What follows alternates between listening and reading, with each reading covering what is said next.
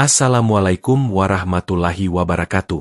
Om Swastiastu, Namo Buddhaya, Rahayu. Salam damai untuk panjenengan semua, dari hati yang dalam. Di video ini, kita tidak hanya akan membahas tentang weton, tetapi juga tentang energi, tentang getaran yang memancar dari diri seseorang dan bagaimana alam meresponsnya. Sebelum kita mulai, coba tuliskan di komentar, Rahayu, aku siap menerima wejangan malam ini.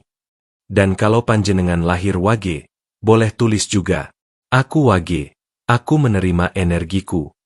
Panjenengan pernah bertemu seseorang yang diam, tenang, tapi auranya seperti menarik batin panjenengan? Ada rasa damai, tapi juga misterius. Tenang, tapi sekaligus bikin merinding. Itulah weton wage. Energinya unik. Ia bukan hanya cahaya. Ia juga mampu menyerap kegelapan. Seorang sesepuh pernah berkata, Wong wage iku koyo banyu. Yen jernih damai, yen keruh bisa banjir. Orang wage itu seperti air. Bila jernih membawa ketenangan, bila keruh bisa menghanyutkan. Pertanyaannya, energi wage sedang jernih, atau sedang keruh? Video ini akan membuka tabirnya. Weton wage, dalam primbon Jawa, dikenal sebagai weton yang membawa dua sisi energi. Ada yang bilang wage itu penyerap aura, seperti cermin bagi orang di sekitarnya. Ia bisa membuat suasana menjadi tenang, atau justru membuat suasana menjadi gelap dan berat. Tapi sedikit yang tahu, energi wage bukan sekadar sifat lahir. Dia adalah pewaris getaran spiritual leluhur. Wage itu ibarat pintu. Jika pintu itu terbuka ke arah yang benar, ia menjadi penuntun cahaya. Jika terbuka ke arah yang salah, wage bisa tenggelam dalam pikirannya sendiri. Sebelum kita masuk lebih dalam, tarik napas pelan, hembuskan perlahan. Bayangkan panjenengan sedang duduk di bawah lampu temaram, dengan secangkir teh hangat di tangan. Malam sunyi, hanya suara angin yang berbisik. Dan di antara keheningan itu, ada sesuatu yang terasa. Seperti energi yang ingin didengar, bukan dilihat. Weton wage tidak bisa dijelaskan hanya dengan logika. Ia seperti air, diam, tapi menyimpan arus yang mampu mengubah arah sungai. Maka mulai dari sini, mari panjenengan dengarkan bukan dengan telinga, tetapi dengan rasa. Rasa iku luwih disik tinimbang kata. Rasa selalu datang lebih dulu daripada kata-kata. Sekarang, kita mulai membuka satu persatu lapisan energi wage. Pelan-pelan, seperti membuka pintu ke ruang batin yang selama ini hanya bisa dirasakan. Mari masuk ke bagian inti pembahasan, tentang energi wage yang bisa menyerap ketenangan, sekaligus kegelapan. 1. Wage menyerap energi orang di sekitarnya. Orang Jawa dulu menyebut wage sebagai weton panyerap rasa. Artinya, wage tidak hanya peka, tapi menyerap gelombang batin orang lain. Ada kalanya orang wage masuk ke sebuah ruangan, dan tanpa perlu bicara apapun, suasana langsung berubah. Kadang menjadi tenang, kadang menjadi berat dan gelap. Perubahan itu bukan kebetulan. Itu resonansi energi. Bayangkan begini, panjenengan duduk bersama seseorang yang sedang gelisah. Tidak ada kata yang terucap, tapi batin rasanya tidak enak. Seolah ada angin dingin yang lewat. Orang lain mungkin tidak merasakan apa-apa. Tapi wage langsung menangkap getarannya. Tanpa sadar, wage menyerap keresahan itu ke dalam dirinya sendiri. Wong wage iku gampang ko berasa. Orang wage menerima rasa orang lain dengan sangat mudah. Saat orang lain marah, wage ikut murung. Saat orang lain sedih, wage ikut merasa hampa. Saat orang lain kacau, wage tiba-tiba emosinya turun tanpa tahu sebabnya. Kadang wage bertanya pada dirinya sendiri, kenapa aku capek, padahal aku tidak melakukan apa-apa? Jawabannya sederhana, karena wage sedang memikul energi yang bukan miliknya. Wage adalah seperti spons spiritual. Ia menyerap, bukan menolak. Ada cerita dari seorang sesepuh di daerah Gunung Kidul.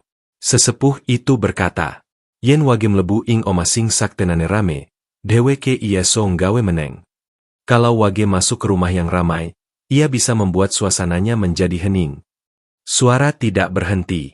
Tapi energinya berubah, karena wage bukan hanya hadir secara fisik, tapi membawa frekuensi batin. Yang menarik, Wage tidak menyadari ini sejak kecil. Dia hanya tahu bahwa setiap pulang dari keramaian, ia merasa lelah. Bukan lelah tubuh, tapi lelah hati. Itulah kenapa Wage sering butuh waktu menyendiri setelah bertemu banyak orang. Lebih nyaman dengan sedikit teman. Memilih diam daripada menjelaskan apa yang ia rasakan. Wage bukan antisosial. Wage hanya tidak bisa menahan derasnya arus energi sekitar. Dan inilah paradoks Wage. Semakin ia berusaha menyembunyikan dirinya, semakin energinya memancar. Ada kalanya, orang Wage hanya duduk diam. Tapi orang lain merasa seakan sedang diawasi oleh aura yang tak bisa dijelaskan. Pernah melihat orang yang tidak banyak bicara, tapi kehadirannya seperti anggur tua, tenang tapi dalam? Itulah Wage. Namun, sisi ini bisa menjadi pedang bermata dua. Karena ketika Wage berada di lingkungan yang penuh amarah, penuh iri, penuh kepalsuan, semua itu masuk ke dalam dirinya. Dan Wage bisa berubah menjadi sosok yang penuh kecemasan tanpa alasan. Saat Wage tidak mengerti bagaimana mengelola energinya, ia bisa kehilangan arah. Tapi ketika Wage belajar mengelolanya, ia menjadi pusat ketenangan bagi siapapun yang mendekat. Seperti air yang menenangkan, namun juga mampu menjadi badai besar jika terpicu energi gelap. 2. Saat Wage diam, energi gaib sedang bekerja. Ada satu ciri yang hampir dimiliki semua pemilik weton Wage. Mereka sering tiba-tiba diam dan menghilang dari keramaian. Tidak ada notifikasi, tidak ada penjelasan panjang. Hari ini aktif dan hangat, besok tiba-tiba lenyap seperti angin yang berubah arah. Banyak orang mengira Wage sedang marah, ngambek, atau menjauh karena kecewa. Padahal yang terjadi jauh lebih dalam daripada itu. Pada saat Wage diam, energi batinnya sedang bekerja. Dalam kepercayaan kejawen, Wage memiliki ilmu penyerap rasa, yaitu kemampuan menyerap energi dari orang lain. Ketika terlalu banyak energi yang masuk ke dalam dirinya, batin Wage menjadi penuh. Di situ, alam seperti memanggilnya untuk menepi. Ia merasa perlu menjauh dari suara, dari percakapan yang tidak perlu, bahkan dari orang-orang yang dicintainya. Wage membutuhkan ruang untuk melepaskan energi yang bukan miliknya. Sesepuh Jawa mengatakan, "Wong sing atine rame, ora bakal krungu suarane Gusti." Orang yang hatinya bising tidak akan bisa mendengar suara Tuhan. Karena itu ketika Wage mendadak diam, ia bukan sedang menghindar.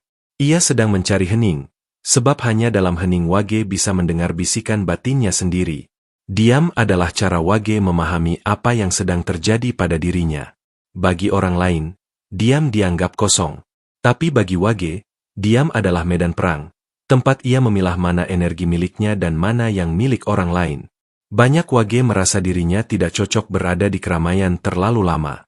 Setelah bertemu banyak orang atau terlibat dalam percakapan yang intens, Wage sering merasa lelah secara batin, bukan fisik. Seolah ada beban tak terlihat yang menempel di dadanya. Itu adalah akibat dari energi yang ia serap, energi yang tidak pernah ia minta. Dalam fase diam inilah terjadi proses yang disebut oleh leluhur sebagai reset energi. Wage mengembalikan kesadarannya ke titik nol. Ia merapikan batinnya, merapikan pikirannya, merapikan rasa yang berantakan. Banyak pemilik Wage yang ketika selesai menyepi, tiba-tiba menemukan jawaban, solusi, atau keputusan yang sebelumnya terasa rancu. Hening membuat Wage melihat dengan lebih jernih. Ada pepatah kejawen. Senyap iku dudu sepi, nanging tambah kanggo ati. Keheningan itu bukan kesepian, melainkan obat untuk hati. Itulah kenapa Wage tidak bisa dipaksa terus bersama orang lain. Jika hatinya merasa penuh, ia akan mencari tempat sunyi, meski hanya duduk di teras rumah saat malam, atau sekadar memandang langit. Wage butuh ruang untuk kembali menjadi dirinya sendiri. Dan setelah proses itu selesai, Wage muncul dengan versi yang lebih tenang, lebih kuat, dan lebih sadar. Jadi, jangan salah paham ketika Wage diam.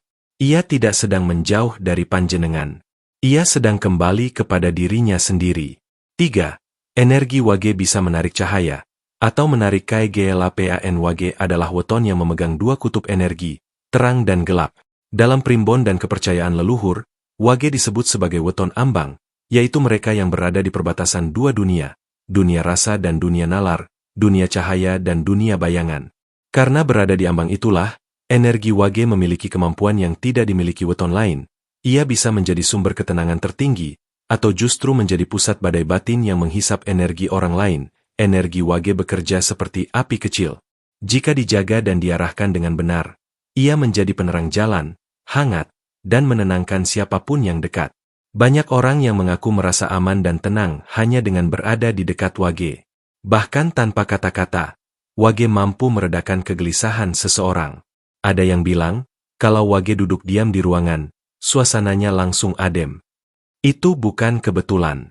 Wage memancarkan frekuensi yang menstabilkan rasa, namun, ada sisi lain yang tidak banyak diketahui. Saat hati Wage keruh, kecewa, tertekan, atau memendam banyak luka, energi itu berubah menjadi kegelapan yang kuat. Bukan kegelapan jahat, tetapi kegelapan batin yang dalam dan berat. Orang-orang di sekitar Wage bisa ikut terpengaruh. Tiba-tiba suasana menjadi murung, percakapan menjadi berat, bahkan ruangan bisa terasa dingin. Seorang dukun tua pernah berkata, Wage iku geni cilik, yen ora dijogo, iye so kobong. Wage itu api kecil. Jika tidak dijaga, bisa membakar. Disinilah bahaya Wage. Karena ia penyerap energi, maka apapun yang masuk ke dalam dirinya akan dibesarkan. Bila ia menyerap ketulusan, Wage menjadi cahaya. Bila ia menyerap kekecewaan, Wage menjadi gelap. Wage tidak jahat. Ia hanya memantulkan energi yang datang. Kadang Wage tidak mengerti mengapa ia mendadak sedih atau marah tanpa alasan. Itu karena Wage membawa rasa yang bukan miliknya. Semakin Wage memendam rasa, semakin energi gelap itu menumpuk.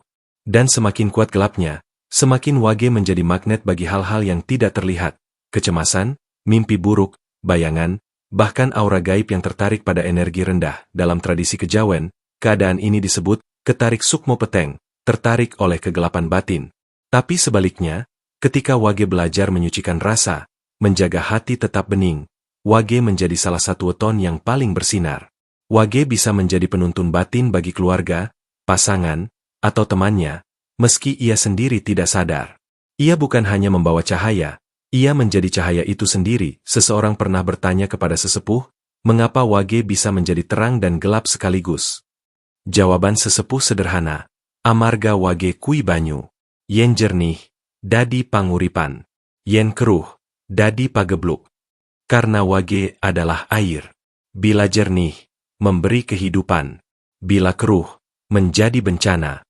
Hati Wage adalah wadah. Apapun yang dimasukkan ke dalamnya, itulah yang akan dipantulkan keluar. Jika Wage berada di lingkungan yang baik, ia berkembang pesat. Bila berada di lingkungan yang gelap, ia tenggelam perlahan. Wage tidak boleh berlama-lama bersama orang yang toksik, karena Wage tidak mampu menolak energi tersebut. Ia menyerap, lalu menyimpannya, sampai penuh. Itulah kenapa keputusan paling penting dalam hidup seorang Wage bukan pada pilihan apa yang ia lakukan, tetapi dengan siapa ia berada. Wage harus hidup di sekitar orang yang membawa cahaya, bukan yang membawa luka. Bila Wage berada di tempat yang salah, energinya bisa terseret hingga ke lembah yang sangat gelap. Tapi bila Wage berada di tempat yang tepat, ia akan bersinar lebih terang dari weton manapun. Dalam dirinya, Wage menyimpan potensi besar untuk menjadi cahaya. Tapi untuk itu, Wage harus belajar berjalan mengelola dua dunia yang ia bawa. Wage adalah pilihan. Wage adalah arah. Wage adalah ambang. 4. Wage bergerak dengan intuisi, bukan logika. Jika weton lain bergerak berdasarkan rencana, Wage adalah kebalikannya. Wage tidak membuat keputusan dengan pikiran, tetapi dengan rasa. Banyak orang salah paham dan menganggap Wage plin-plan, sulit diprediksi, atau tidak punya arah. Padahal Wage justru mengikuti kompas yang paling jujur dalam diri manusia, intuisi batin. Wage adalah tipe yang, ketika hatinya tidak cocok, tidak ada omongan, tidak ada rayuan, bahkan tidak ada logika yang bisa membuatnya tetap tinggal. Tapi jika hatinya sudah terasa pas, Wage bisa mengorbankan banyak hal, waktu, tenaga, bahkan materi, tanpa kecanggungan. Wage tidak menghitung untung rugi secara materi, karena Wage bergerak di ranah rasa batin. Seorang sesepuh pernah berkata, Wage ora urip nganggo pikiran, dheweke urip nganggo rasa. Wage tidak hidup dengan pikiran, ia hidup dengan rasa. Inilah alasan mengapa Wage sering membuat keputusan tiba-tiba, tanpa banyak penjelasan, tanpa banyak analisis. Orang lain melihat itu sebagai tindakan nekat. Tapi Wage tahu, ketika rasa sudah memberi tanda, itulah jalannya.